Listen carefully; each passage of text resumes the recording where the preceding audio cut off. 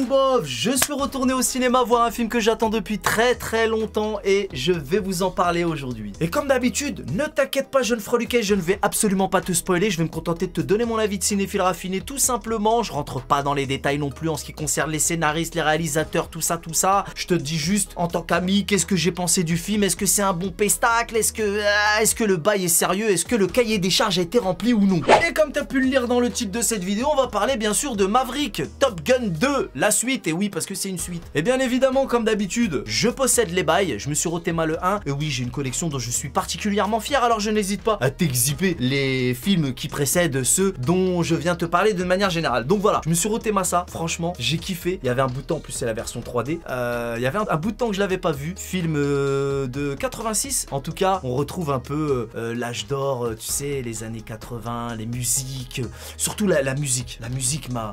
elle joue un rôle important la musique dans ce film quand même. Donc franchement je trouve qu'il a très bien vieilli. Il a bien vieilli, franchement il passe crème ce film. Si vous l'avez pas vu, ben je crois qu'il est sur aucune plateforme de streaming. Donc je sais pas où vous pourriez le trouver. En tout cas, vraiment j'ai pris du plaisir à regarder ce film. Donc avant d'aller voir le tout dernier qui s'appelle donc Top Gun Maverick. Donc ce film Top Gun Maverick est la suite du film dont je viens de vous parler, sorti en 1986. Par contre, sachez tout de même que même si vous n'avez pas vu le premier, que je vous recommande quand même chaudement, et ben même si vous l'avez pas vu, vous prendrez quand même du plaisir à voir cette suite, c'est-à-dire que ce n'est pas une obligation pour comprendre l'histoire. Il y a pas mal de clins d'œil du 1, évidemment, mais l'intrigue, l'histoire, on te fait comprendre clairement les choses de sorte à ce que tu ne sois pas paumé si tu n'as pas vu le 1. Voilà, ça c'est dit. Bon, alors avant de rentrer dans les détails, qu'est-ce que j'ai pensé du film? C'est cool, c'est pas cool, c'est moyen, c'est... Poto, vraiment là, le cahier des charges est plus que rempli. C'est du grand spectacle, j'avais l'impression d'être dans l'avion, poto. Des actions de ouf. C'est quoi? Ils ont, bah évidemment avec les moyens d'aujourd'hui, ils sont pas les mêmes que ceux d'avant. C'était très bien fait déjà à l'époque, je vous l'ai dit, le film a bien vieilli, mais là, avec les moyens qu'ils ont aujourd'hui, en plus Tom Cruise, c'est un gars, il rechigne pas sur les cascades, il est à fond dedans, il était dans l'avion. Je t'ai dit, moi-même j'ai cru j'étais dans l'avion avec lui. Ça défouraille en termes de vitesse, les jets, les trucs. Franchement, je me suis cru dans l'avion, et en termes de suspense aussi,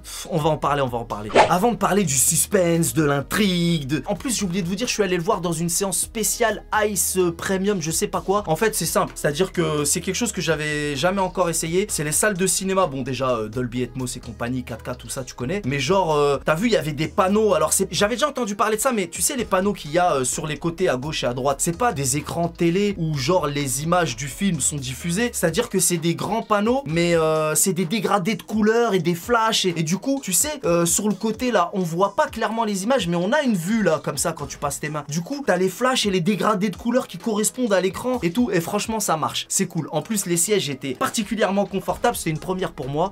Ice Premium, si je me trompe pas, hein, le blaze, mais en tout cas, c'était lourd. J'ai vraiment kiffé, mais bon, c'est pas ça qui fait que le film était super. Ça rajoute, bon, j'ai reçu un message, vraiment du super spectacle, du divertissement, son paroxysme, vraiment, c'était génial. J'ai kiffé, ça faisait longtemps que j'avais pas autant kiffé au Cinoche. Hein. Vraiment, je te dis, sur mon siège, les gens, ils ont applaudi dans la salle, poteau. Les caméras embarquées dans le cockpit, Tom Cruise, comme d'habitude, au top de sa forme. En plus, le gars fait les cascades lui-même, si on peut appeler ça des cascades, en tout cas pour se prendre léger, ça doit être chaud. La photographie a coupé le souffle.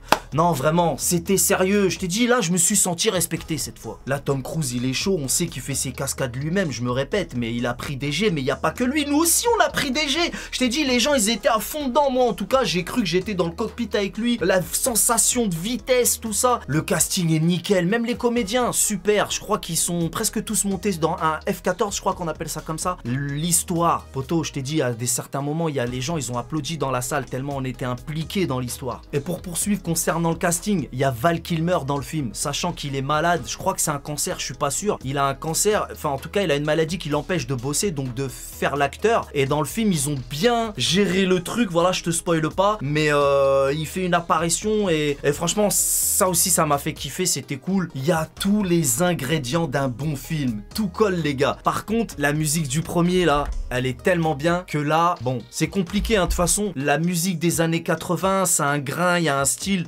Mais il y a quand même des musiques, je crois qu'au début du film, il y a des musiques des années style un peu 80 et tout, c'était pas mal. Mais bon, c'est... En termes de musique, c'est un peu en dessous du premier. Mais pour le reste, la dynamique du film, l'immersion est tellement incroyable dans les actions. En plus, c'est rythmé, ça s'arrête pas. Et l'immersion est tellement incroyable que, vas-y, la musique, c'est bon, c'est pas grave, t'as vu. Le film, je t'ai dit, c'est du grand spectacle. Et je pèse mes mots parce que tu sais, moi, j'avais peur au départ. Faire la suite d'un grand classique, un film aussi célèbre et tout, c'est pas évident de faire la suite. Moi, j'avais peur, mais là, il reprend tous les codes du 1 et il les surpasse en plus. Et à des moments, je m'accrochais à la coudoir, je t'ai dit. La vérité, j'ai serré les fesses. Poto, c'est un truc de ouf, l'immersion totale. Sincèrement, je crois même qu'il y a une innovation en termes de spectacle. L'immersion, je me répète, mais je crois qu'il y a une innovation là. Tom Cruise, vraiment, ce mec, il rigole pas. Hein. Franchement, respect à Tom Cruise. En plus, à son âge, le gars, il a une musculature à toute épreuve. Le jeu d'acteur, en plus, il fait ses cascades. Et la différence avec le 1, c'est l'histoire d'amour. T'as vu, dans le 1, la musique avec l'histoire d'amour, c'est un peu le centre de l'histoire. Mais dans le 2, il y a une histoire d'amour aussi avec